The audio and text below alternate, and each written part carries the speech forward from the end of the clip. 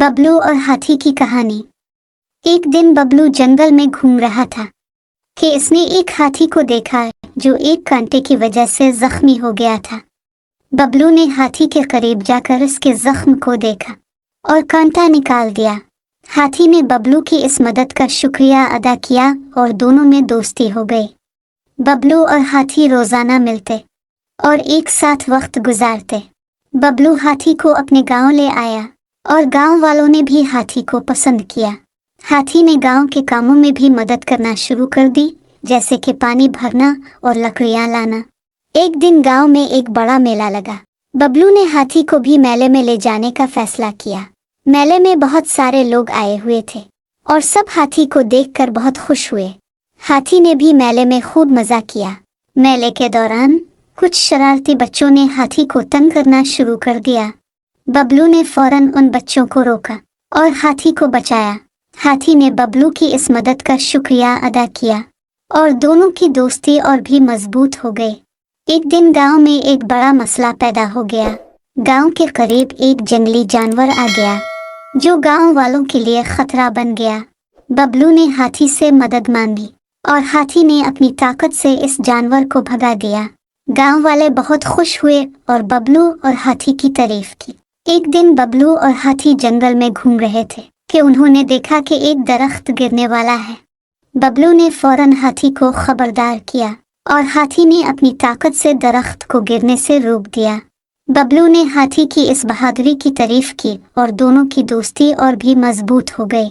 बबलू और हाथी की दोस्ती की कहानी गांव में मशहूर हो गई और सब लोग उनकी मिसाल देने लगे। बबलू और हाथी ने मिलकर गांव के बहुत सारे मसाइल हल किए और गांव वालों की मदद की। उनकी दोस्ती एक मिसाल बन गई कि कैसे हम एक दूसरे की मदद करके जिंदगी को खूबसूरत बना सकते हैं।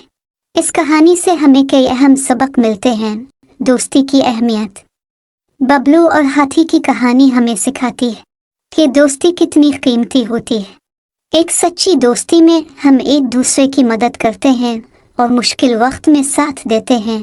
बबलू और हाथी की दोस्ती ने हमें यह सबक दिया कि दोस्ती में कोई भी फर्क, जैसे कि साइज या ताकत, अहम नहीं होता। असल चीज मोहब्बत और एहतराम है। मदद का जज्बा। बबलू ने हाथी की मदद की जब वो जख्मी था और हाथी ने भी बबलू और गांव वालों की मदद की। ये कहानी हमें सिखाती है कि हमें हमेशा दूसरों की मदद के लिए तैयार रहना चाहिए, चाहे वो कोई भी हो। मदद का जज्बा हमें इंसानियत की असल रूह से जोड़ता है। बहादुरी और हौसला। बबलू और हाथी ने मुख्तलिफ मुश्किलात का सामना किया और बहादुरी से उनका मुकाबला किया। ये कहानी हमें हौसला और बहादुरी की अहमियत बताती है। बबलू ने हाथी को बचाया और हाथी ने भी गांव को खतरात से महफूज रखा। ये हमें सिखाता है कि बहादुरी और हौसला है हमें किसी भी मुश्किल का सामना करने के काबिल बनाते हैं। गांव की भलाई। बबलू और हाथी ने मिलकर गांव के मसाइल हल किए और गांव वालों की मदद की।